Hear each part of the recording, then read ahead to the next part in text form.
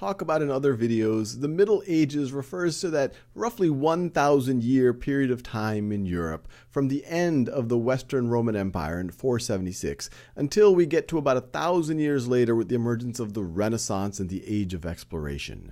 And we associate it with knights in shining armor and their code of chivalry, with kings in castles surrounded by moats. And we also associate it with the feudal system, which is how most of Europe was governed during the Middle Ages. Now, many of you are probably familiar with some of the key actors within the feudal system. At the top, you would have a king. Now, the king would rule over a kingdom. Now, this is not so easy to govern, especially during the Middle Ages, and the king might owe many people things, especially people who helped the king come to power, helped him depose the previous king or to conquer this land. And so in exchange for that, and to help govern, he might grant land or fiefs to other people. And the key currency in the Middle Ages under the feudal system is land, and land in exchange for loyalty and service. So this whole thing is a kingdom. Now right over here, this is a duchy. And a duchy will be controlled by a duke. I guess they didn't call it duchy because that just doesn't sound as serious.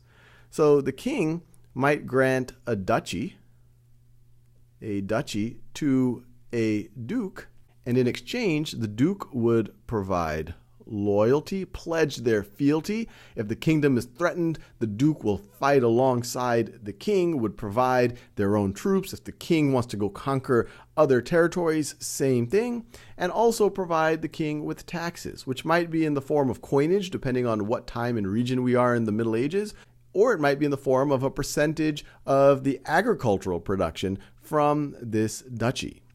Now, the terminology here is that the duke would be one of the king's vassals, or would be vassal to the king. Now, a duchy tends to be a fairly large amount of territory. In medieval England, a duke was the highest title of nobility. There's variations on duke. Now, the duke might have his own manor, or might even have multiple manors that he rules directly over, that has his own serfs or free peasants working that land, providing output, which helps generate some of the tax revenue that goes to the king, or provides some of the necessities for the duke's own household. But the rest of the duchy, they might subdivide further, and they would be lord over their own vassals. So, for example, this piece of land right over here, this duke might provide it to someone else, let's say a count, in which case this would be called a county, and that is where we get our modern term county, and this count would be vassal to the duke. And the duke would be the lord of the count. And then the count can then be the lord of someone else, of their vassals. And this goes on and on and on, all the way until you get down to the level of the serfs and the peasants who are actually doing the work. But the main idea here is that in exchange for land, the king gave this duke a duchy, or maybe the king's father gave this duke's father this duchy. And so this grant of land, this is called a fief, a critical term in the feudal system. This county here, this is a fief. In exchange for that, the vassal gives the lord resources, taxes, and loyalty. Now, the way I drew it here, it seems quite organized and clean, but the reality of it isn't that clean. Sometimes a kingdom might directly, some parts of it might be subdivided into duchies, some of it might be divided into a county that is independent of any duchy.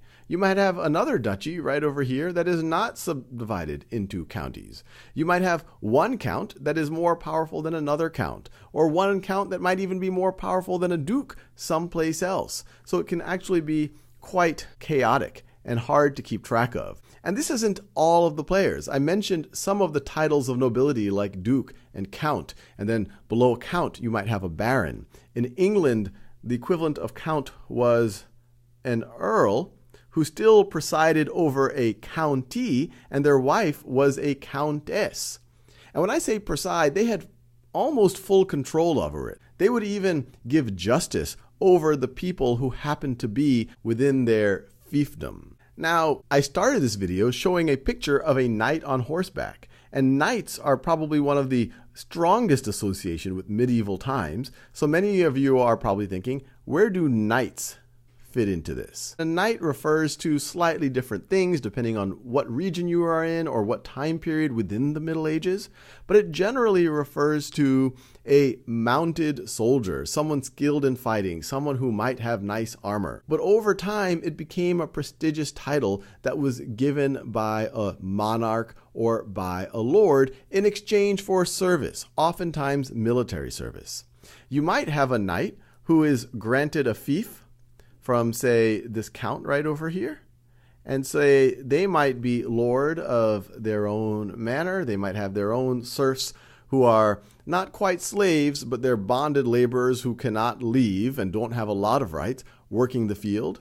You might have other knights who got the title but did not get the land.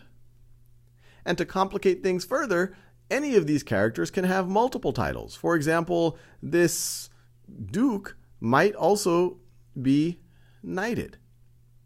Now, it's worth noting that these titles of nobility, duke, count, baron, earl, these tended to be hereditary. You would pass it down from one generation to the next as long as the next generation pledged fealty to their lord. The title knight, however, was given for service and did not tend to be passed down from generation to generation. And to be clear, these still aren't all the actors here.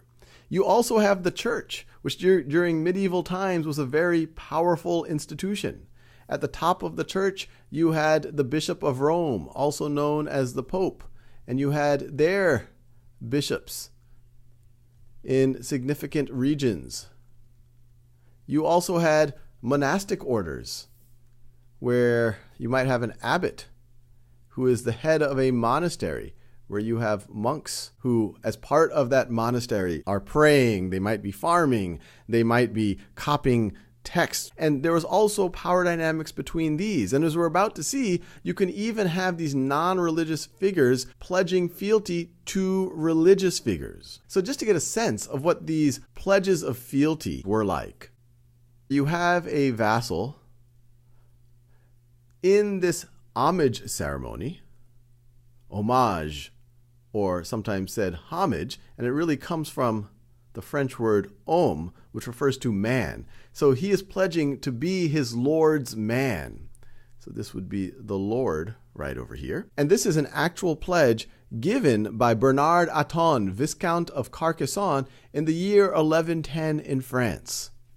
In the name of the Lord, I, Bernard Aton, and I apologize for my pronunciation, Viscount of Carcassonne, in the presence of my sons, and he goes on and lists his sons, nobles, and of many other honorable men, who have come to the monastery of Saint Mary of Grasse, or Grasse, since Lord Leo, abbot of the said monastery, has asked me, in the presence of all those above mentioned, to acknowledge to him the fealty and homage, or homage, for the castles, manors, and places which the patrons, my ancestors, held from him and his predecessors, and from the said monastery as a fief, and which I ought to hold as they held. I have made to the Lord Abbot Leo acknowledgement and homage as I ought to do.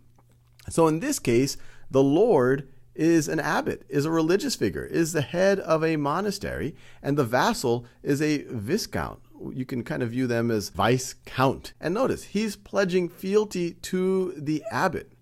And in this case, it looks like Bernard Aton's ancestors were already vassals to the abbot. And so this is really renewing it, and so that the viscount could essentially keep his fief. Now, to appreciate how complicated this could get, here on the timeline you see when Henry II lived. And as you can see, he had many titles.